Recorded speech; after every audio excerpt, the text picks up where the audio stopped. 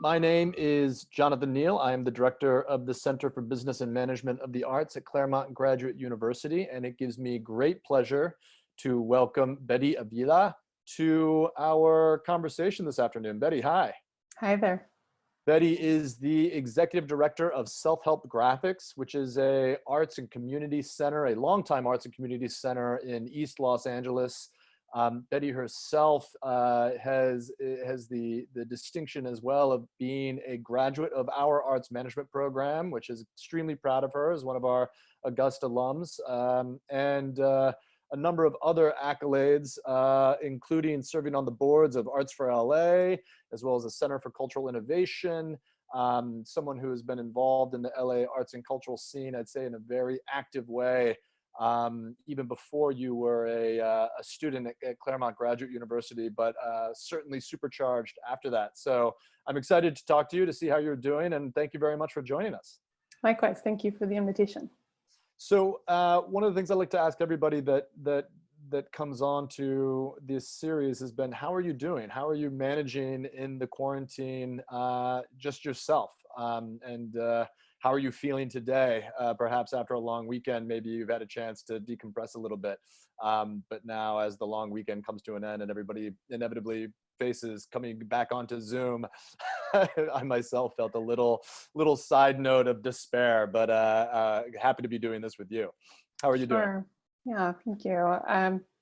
I'm okay. I think like everybody, there's over the last 70 days, there's been a lot of ups and downs, and both on a personal and professional side. But I think that the hardest thing for me recently has been experiencing loss in my family and not being able to just mourn and grieve and in the way that we might usually.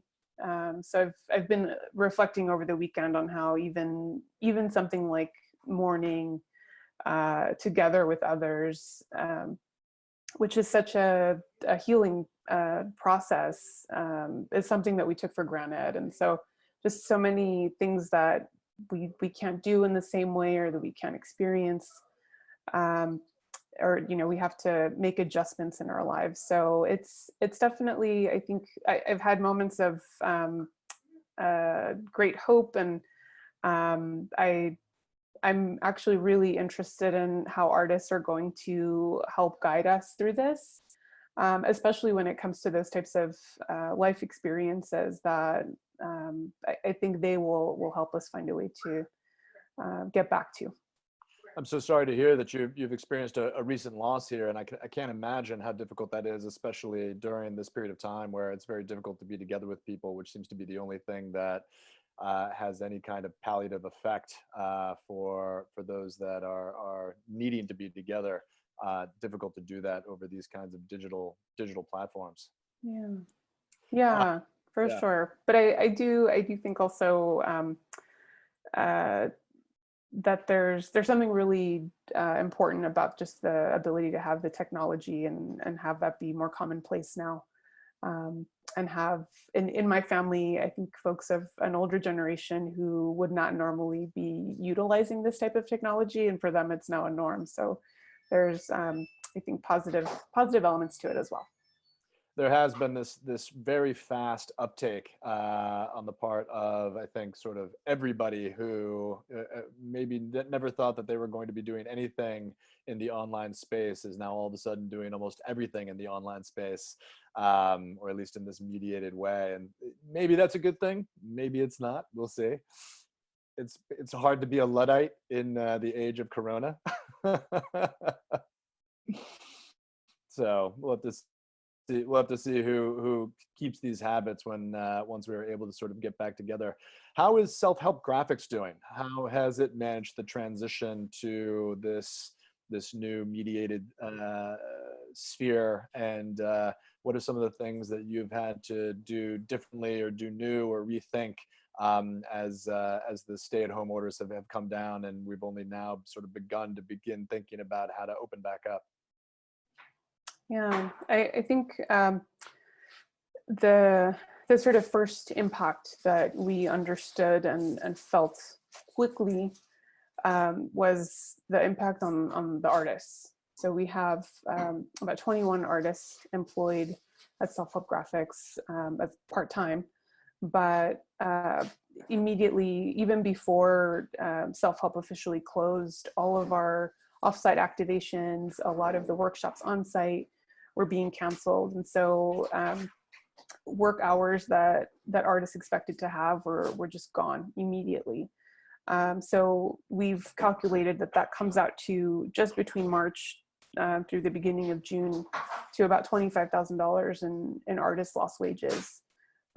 So that has been top of mind for us. And so as we transitioned over to a strictly virtual programming realm, it was all about like, okay, how are we keeping the artists employed? How do we continue, for example, this critical work that we've been doing around the census, which fortunately that time frame has extended through October, but it doesn't change the urgency for us at all. So we've been trying to focus on that. How do you transition some of these important things that we just have to work around? So I have to give kudos to my team for making that transition quickly. I have to give mega kudos to Jennifer Cuevas, who's our communications consultant, who went from communications consultant to now, she's managing all of the channels that now house all of our programming. So it's blurred the lines a lot in terms of the lines of work. But I think also I've shared this message ad nauseum with my staff, and I shared with a CGU class actually a couple weeks ago, that I've really encouraged them to slow down as well, especially with regard to not feeling like this pressure of let's move all of our programs to virtual. There's some things that just aren't going to transfer, and we don't have to overwork ourselves and put all this pressure when clearly we have time, right? Like even in March, we didn't know it was going to be, we'd be in day 70. But just really thinking about how do we not burn ourselves out, be strategic with our resources, and also just acknowledging that we're all going through this on a personal level, and acknowledging even on the team, like our responsibilities are different when we're at home. There's different time frames even. For example, like the folks that are feeding kids around noon and can't have a Zoom meeting at that time, or like naps and working around those things. And so I've been very aware of that for my staff, and also thinking, I think, in the bigger picture about how important the arts are now in this sort of time as we bridge into getting to some level of normalcy. But thinking about how much more our work is going to be amplified once we are able to be back in our spaces, or able to just program outside of the virtual realm, and sort of saving our energy for that time. Like right now, the most important thing that we all can do is stay at home. And I really do feel that the arts will come in and sort of tag team back in later on. And that's really when our much deeper work is going to begin. What are the conversations that you've been having with the artists that both are part of the community at Self-Help Graphics, but have a sort of wider community that they've been working with and who they are committed to? How have they been feeling? What have they been up to? And what has their relationship been to the programs that they had been involved in before? And what maybe some of the ideas that they've had for how these transitions will take place, both online as well as when the stay-at-home orders begin to lift a little bit? I think for some artists, we're again going back to the responsibilities that we have at home. There's folks who are primary caretakers for family members, or have families, or in some way are responsible for other people. So their focus has really been on that. And sorry, one second. It's okay. So there's that sort of main responsibility that comes first. Outside of that, or sort of a next ring of that, I think you have teaching artists who are, they're working in some sort of institution, and so they still have that responsibility to students, and they're trying to figure out how to translate that experience into a Zoom conversation. I think the biggest thing really has been for us, and for me in my position, is thinking about how are we helping artists to just pay their bills? How can we help them just pay the rent? And my program director really went into that. And as we thought about our role going into the virtual programming realm, it was, okay, where is our niche? There's so much out there in terms of content for families, for kids, a lot of art education, which is amazing. I think it's been great to see how much content has been put out. But we really focused our work on artists. And so one of the first things we put out was a whole conversation about just resources. What are the grants out there? What are the government available resources? I'm so sorry, I have a puppy here. That's so okay. there might be puppy noises. That's totally fine. We're used to that. Congratulations on your puppy. Thank you. And then as a follow-up to that, having a grant writing workshop for artists. Here's a time where there's artists who have never applied for grants before, who are having to learn that very quickly. So we've really had to zero in on that. And when we think about artists for self-help graphics, it's both the established self-identified artists to the young person who's coming up out of our youth programs. So our programming has really run the gamut to serve that community, but also to provide opportunity for them to share their work. Now that we don't have the exhibition space, now that we don't have the building. So that's one of the ways that we've pivoted to support the artist community. Do you see some of that continuing after the pandemic has subsided, in terms of the resources and the conversations and some of these ways of really targeting that and making it broadly accessible to the community of artists that surround self-help? Yeah, absolutely. Something we got immediate feedback actually after that first Zoom session that we had for resources from folks in San Diego, artists in New York. So we're definitely understanding that our ability to support artists goes beyond the local, in the virtual realm, and so we definitely are going to probably continue that. And actually, we were already, even before this, we have a monthly artist lab program that is catered to artists, and it's all about peer sharing, peer learning, skill sharing, and that we were already starting to stream online, thinking about the people who can't necessarily make it even locally. Right. So yeah, this definitely has helped us understand that at least that one program is something that will continue online for sure. That's really interesting. And were you beginning to see, or were you able to track from that early program, a broader audience beyond the LA region? Yes, actually. And just on the communications front, seeing the pretty significant increase in our social media engagement has been, I mean, the numbers are sort of jarring. So that it's helpful for us to understand. And I think also it does give me some hope for programming in the immediate future, so that we're able to understand, for example, how we set up our Day of the Dead celebration, which is our largest program of the year and sees, Sure. 5 to 10,000 people.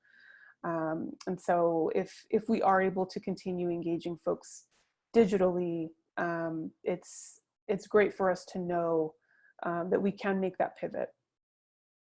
What are some of the things that you've seen either within your own organization in the way that people have either handled the pandemic, or in other organizations in terms of their either creativity or innovations or contributions that you found either sort of inspiring, interesting, that have energized you or the people that are around you? I think, for example, you mentioned that your communications person had switched now into basically being a sort of all over program provider. So things like that. Are there other examples? I think that those are particularly important and interesting for how organizations are adapting and becoming flexible and recognizing where the strengths are, both in their own personnel and their audiences, but also across the board in the community. Yeah, I think this is a time of a lot of experimentation. And so you see, museums starting to do, almost daily virtual programming. Mm-hmm. Other arts organizations that are finding ways, for example, like Las Fotos Project, to still reach the girls that they work with, the middle and high school age girls, by essentially creating packets for them to come and pick up with the cameras, with lighting equipment, and still finding ways to reach genuinely and authentically their target community. And that's something that we're considering too, right? Like what does that look like for us? Sort of, if our youth programs, for example, or even like a Day of the Dead DIY kit, what does that look like?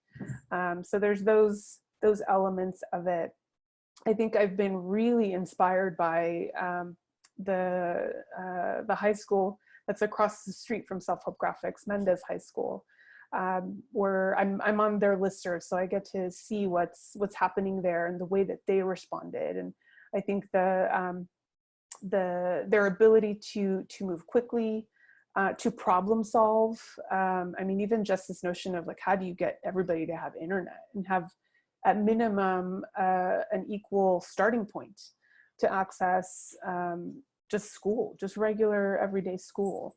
So that for me has been super inspirational. It was just like, how do you cut through, that sounds too crude, but like, how do you cut through all the crap and get to these students? I have to give a super shout out to Principal Mauro Bautista for, like, he had a list of students that was put together of, the students that they couldn't get a hold of. And he was going door to door. Mm-hmm.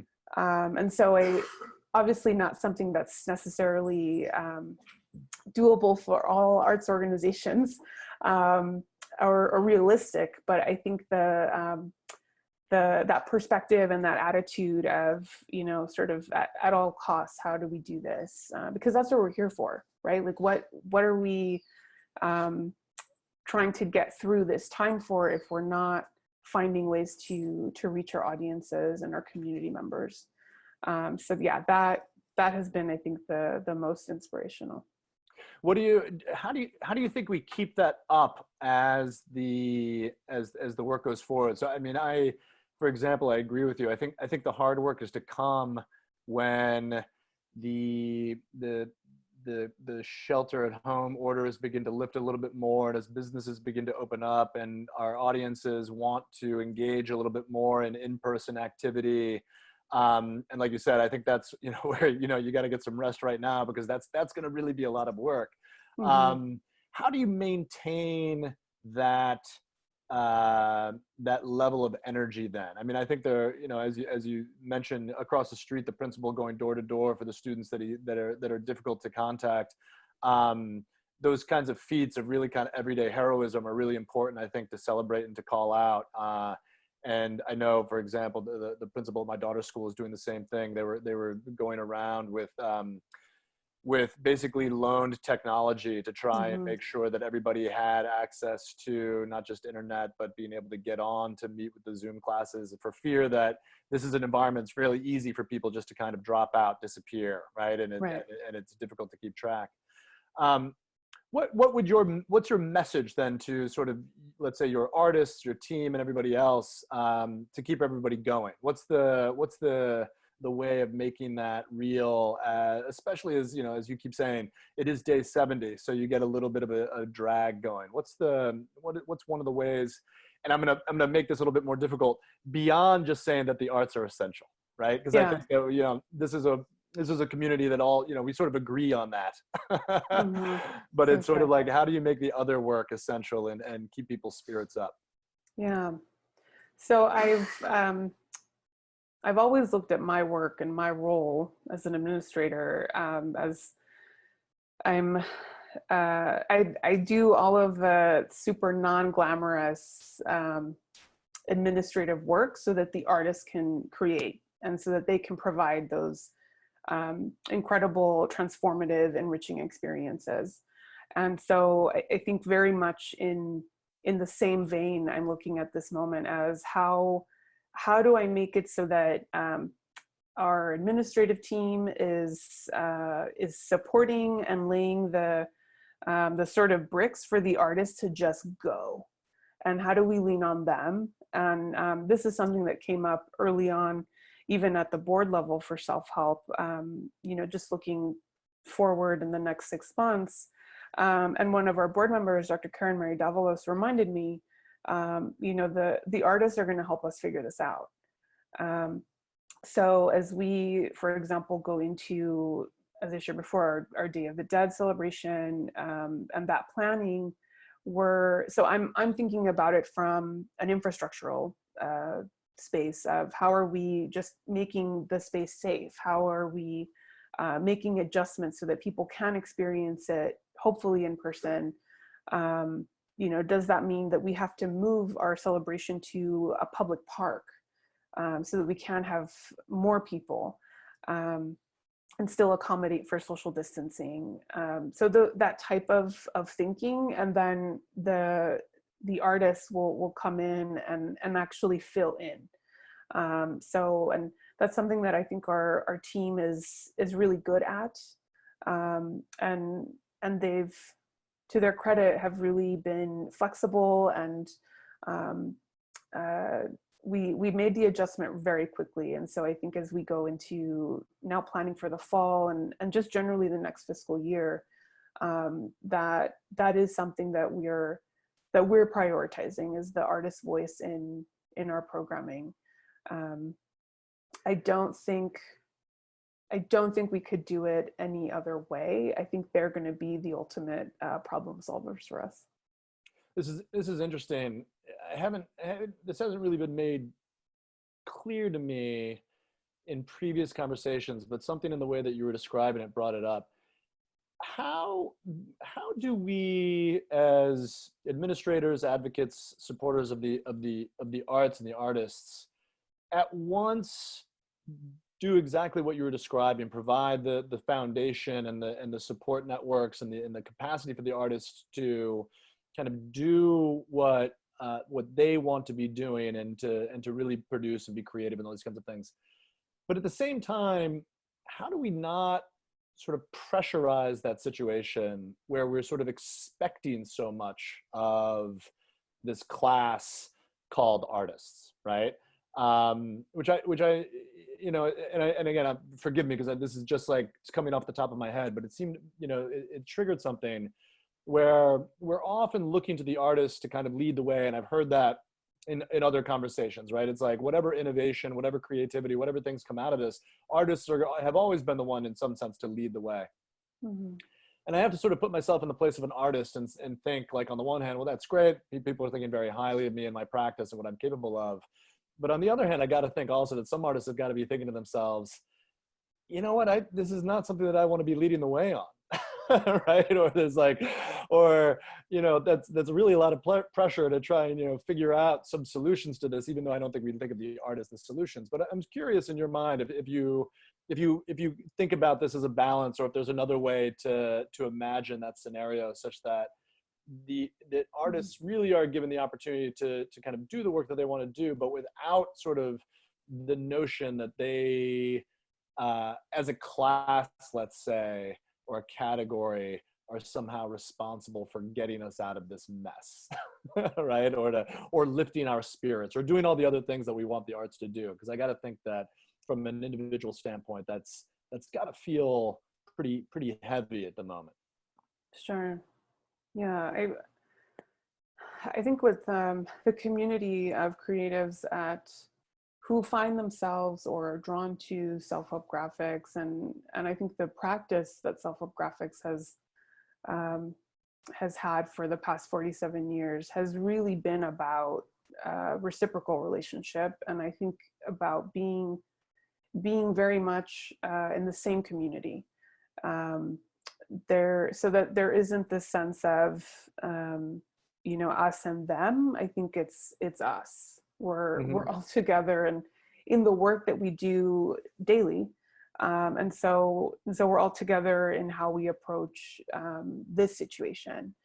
The types of artists and the sort of practices and pedagogies that I've gotten to see and experience self-help even before I worked there. It was always about sort of peer relationship, a not passive experience. There was always some level of participation and connection, and I think that will continue very much in this next phase for us. And I think it's also as much about engaging the artists as it is in engaging our broader community and understanding from them what the needs are, so that we're not putting the artist community in that sort of role or position of saving us, but rather saying, what is it that we all need and how do we all support each other in that? And I think even the way that we work at Self-Help, we have an artist advisory group that in a previous time when the organization was had a much smaller staff, was leaned heavily on and was a much larger group. I mean, at the largest, I think the list was like 80 to 100 artists who were meeting regularly and were, in addition to a sounding board, were really actually taking lead on some programs. And so that relationship has shifted. So now it's a smaller advisory committee, but they're very much informing how we move forward in support of and in partnership with the artists. Interesting. I think that's a smart and I think a appropriate way of looking at it. I like this. I like what you said at the beginning about this kind of thinking about it as us and not putting the artists into a kind of separate class at all. Mm-hmm. What do you think? What do you think that through this process, you as the executive director or the organization more broadly will take with you into the future, as something you either learned or a process or a set of relationships or conditions that you've discovered that you think will be important to continue, and vice versa? Is there anything now that you recognize that you can actually do without, or something that's been made kind of obvious and obsolete by the current pandemic? Yeah. So I think something that has been validated through this process is a part of the institutional history, and something that I've inherited. So the organization had what is its historic home and what a lot of people still identify the organization with in unincorporated East LA. It was an old CYO building.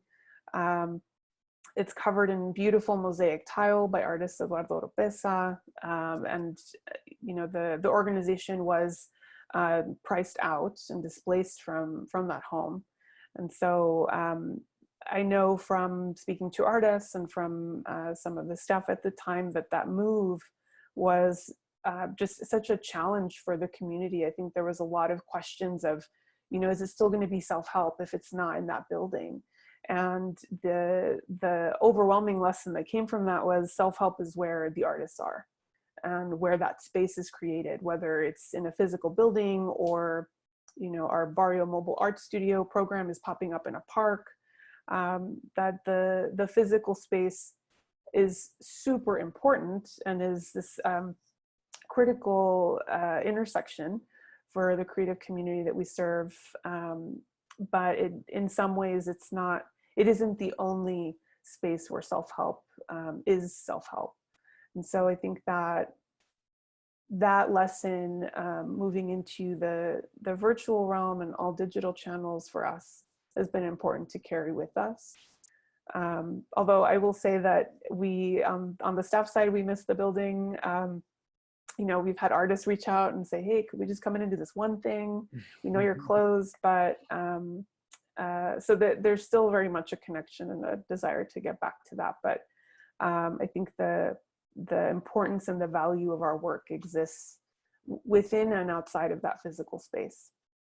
That's really interesting. Yeah, I mean, I think that's the relationship to real estate is such a fraught one. And if there's one thing that our current conditions reveal is, one, both the continued importance and dependence on space and in-person contact, but maybe we're a little bit less dedicated to the space itself or the actual location itself than we might be dedicated to the capacity for people to gather in a space, right? Or the capacity to bring communities together in some space, which doesn't necessarily, at least right now, need to carry those trappings. I can certainly think about it now from the standpoint of the university, which is obviously had to transition very quickly to online and is now beginning to think about what it means to get back into in-person and in-person teaching. And as I like to go from streaming to live theater, which is what everybody realized was important. But now that live theater doesn't have to take place in those same classrooms. It can take place outside. It can take place in a whole number of different venues. And so realizing that it's really about the players, not the stage, in a way. Right.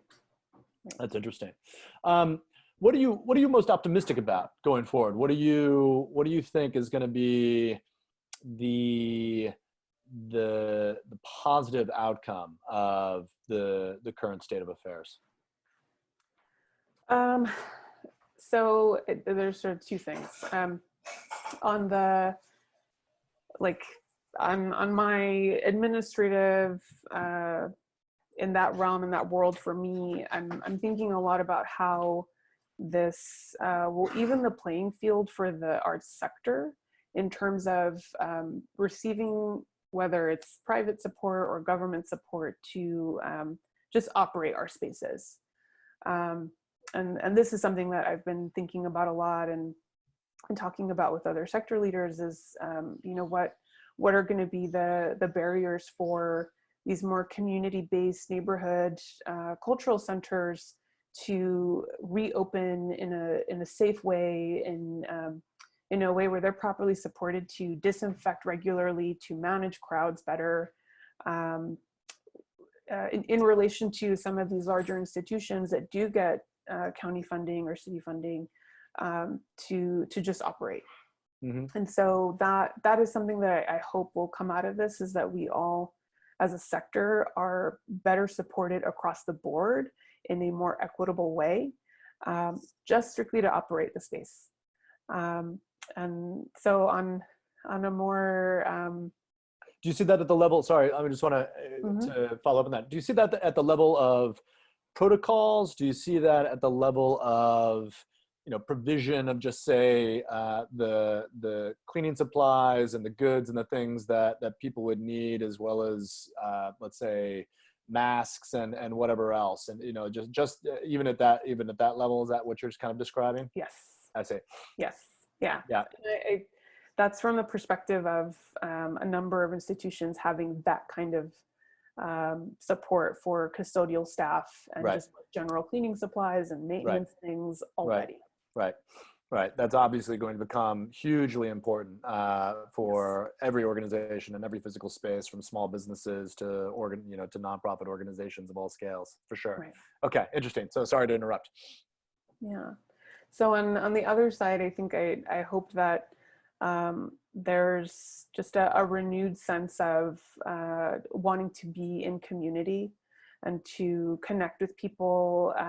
And I think that we're going to be doing that in a very adjusted and directed way for a long time. I don't think that this is going away anytime soon, but that there will be enough interest and demand to put us back to work and to put these arts organizations and these public spaces in the position of having to figure it out, but really because there's a need and a desire. And to just, I hope that all of these spaces, that all of the arts organizations in LA County across the board are just seeing more folks coming through, or at least an increased touch point, whether that is in person or digitally. And that, I mean, my hope is that folks will come back, and that will remain to be seen. But and I keep going back to this example, and it's top of mind for me because it's what we're planning right now. But for us, we understand that this year's Day of the Dead is going to be more, I don't want to say more important, but the healing element of that program for us is going to be amplified. Sure. Whether you're directly impacted by the virus, or you've had a loss and you're not able to share space with your loved ones. I just think that there's going to be a lot of just amplified need there. And I do hope that we're able to meet that. So do you have a plan that you could share for us currently with what that event is going to look like? I mean, if you're sort of planning for a world of social distancing even to October and needing to control that, because I agree with you 100%. I mean, I think big symbolic events, even in these modified forms, are going to be super important, both for the communities and the arts more generally. So I'm curious to hear what your plans might be. Yeah. Well, to the extent that you can share. Yeah, we're in the beginning stages, but I can share that we're already talking about virtual altar making, and doing that in partnership with Maestra Ophelia Esparza, who a couple of years ago was honored with she was honored as a National Heritage Fellow by the National Endowment for the Arts for her work as an altar maker, which has been very much honed at self-help graphics over the past 30-40 years. So I think it'll be interesting for us to see this very beautiful tradition, and how that translates into virtual reality, and how an artist in her 80s is going to do that. Right. I'm interested to see that. I think the big symbolic gesture, right? I mean, there's, on the one hand, there's like the idea of making everything virtual, right? But then there's the idea that, wanting to do something in physical space that's punctual, that can sort of bring a community together, can also capture that as sort of attention and kind of announce a transition from a pre COVID period to a post-COVID period, I think is going to be very important. And so I imagine that your Day of the Dead celebration will be one of those markers. I have this in my mind now, and I don't know if I'm going to be able to let it go, but in a previous conversation with Jasmine Morales at the Colburn School, I imagine that, it'd be great if they could, like the student symphony could take over Dodger Stadium, and you could have, musicians spread out over the field, and you could have everyone distanced in the stands, but it could all be televised, at least in Los Angeles, or recorded and streamed. And so this this idea that the arts will persevere in these ways and make use of a bunch of the the physical plant and the facilities that we know are going to remain sort of, difficult to put together. I think those kinds of things are going to be super important, and we're going to see a few of them, and it's going to feel like, oh, look at that, like we're back. Or there are these, these opportunities to bring all these different constituencies together and see what they're capable of doing.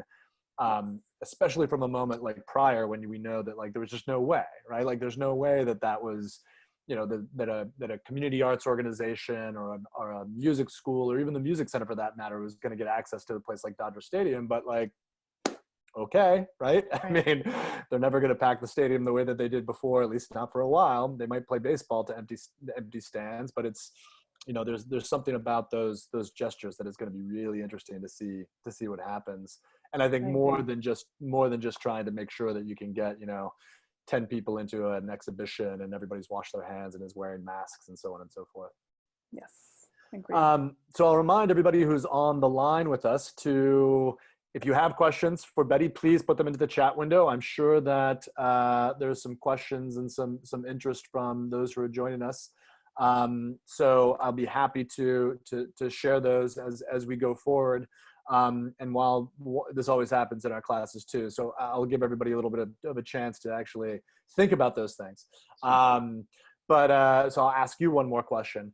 What have you discovered about yourself and your, personally, your own management style, your own reserves of energy in the last couple of months that maybe was new to you, or maybe something that you suspected and that has come out more? Is there anything that has either surprised you about yourself, or a practice or an understanding of your own leadership that you're now thinking like, oh, this is giving me an opportunity to reflect, either to pause or to take forward? Yeah.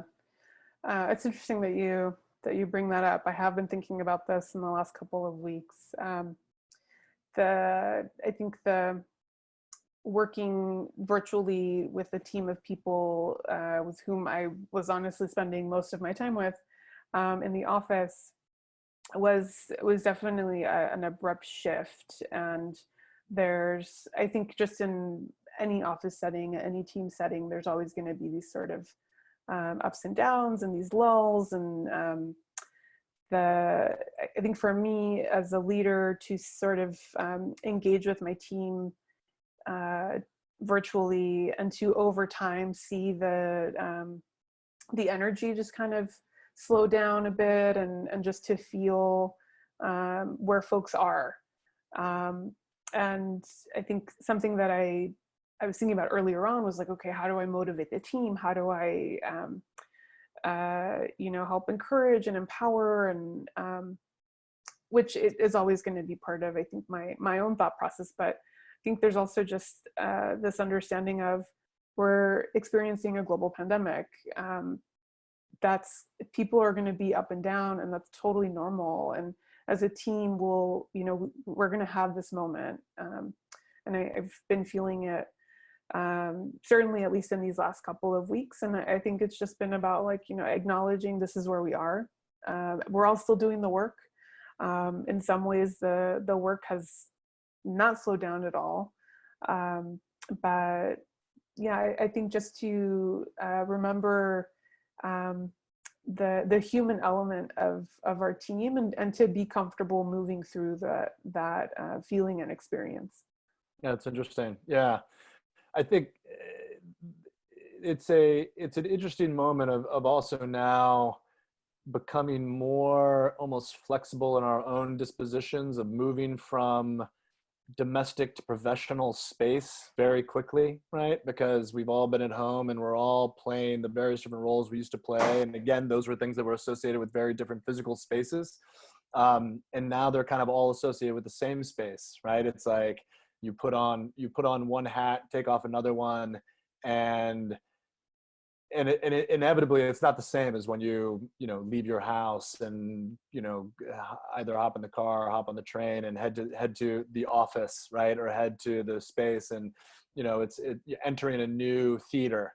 That has been really different. And so it'll be interesting to see how that I think we're all much more accepting of one another too, right? I mean, I think we're all realizing that that's the sort of the case that we're dealing with, and so that kind of flexibility of mind is I hope one of the things that we sort of were able to bring with us.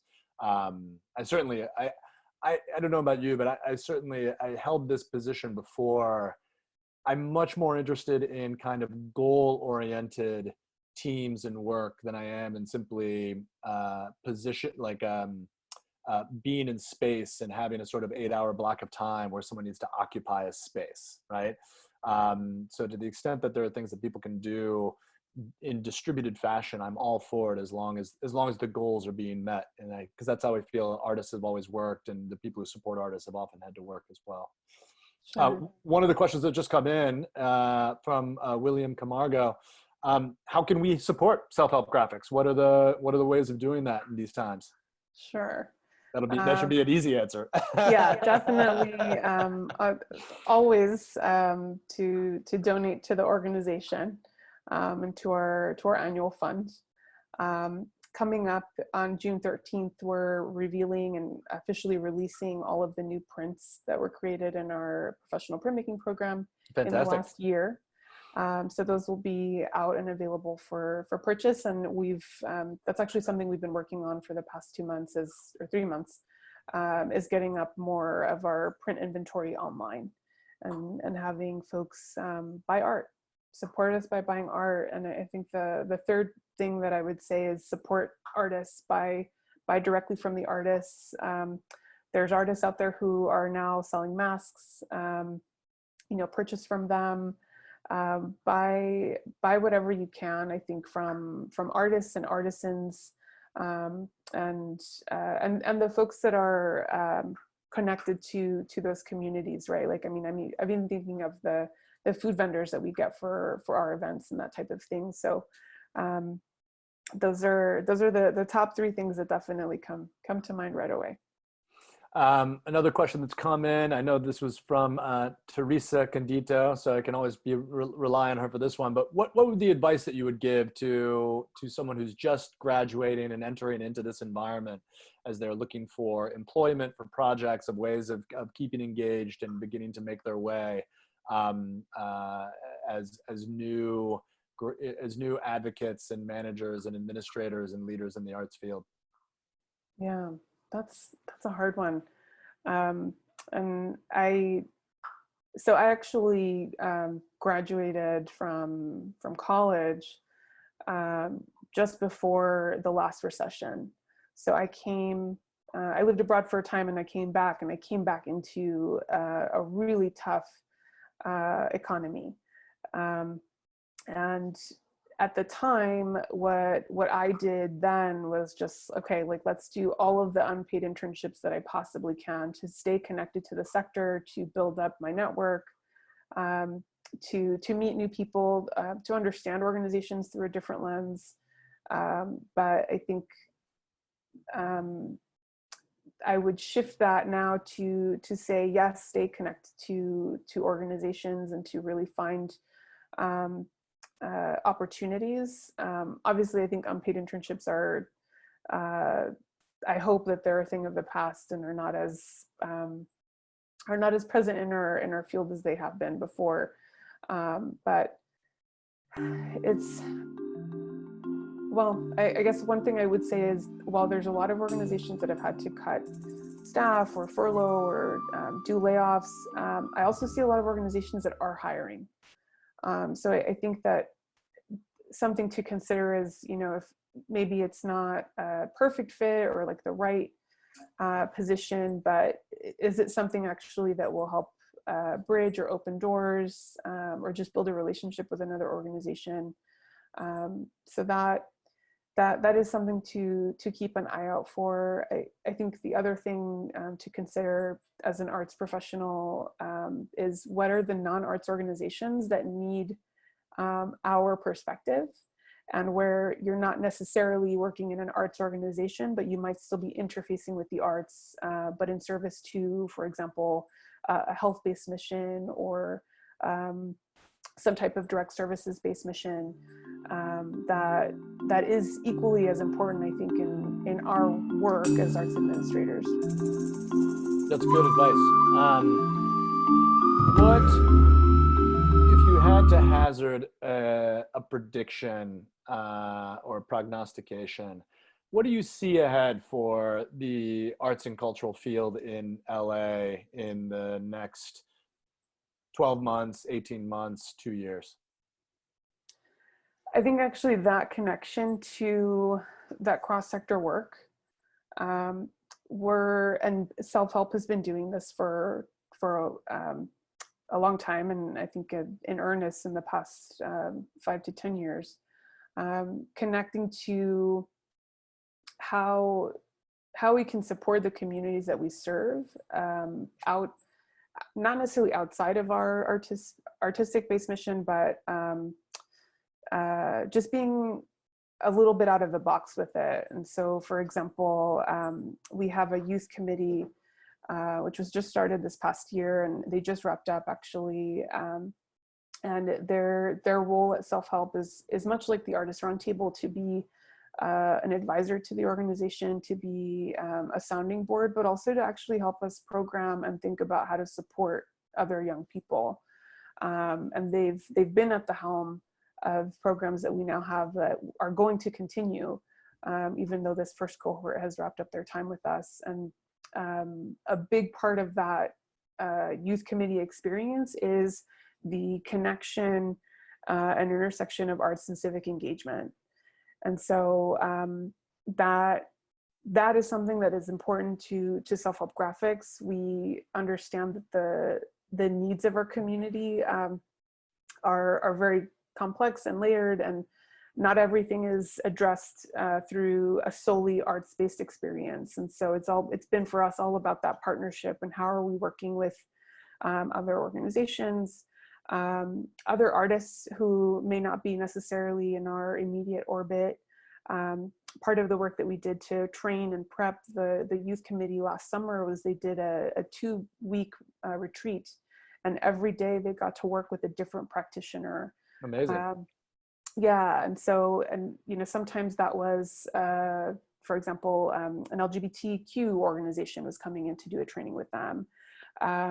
We had artists who identify as artivists who were coming in and talking about their practice.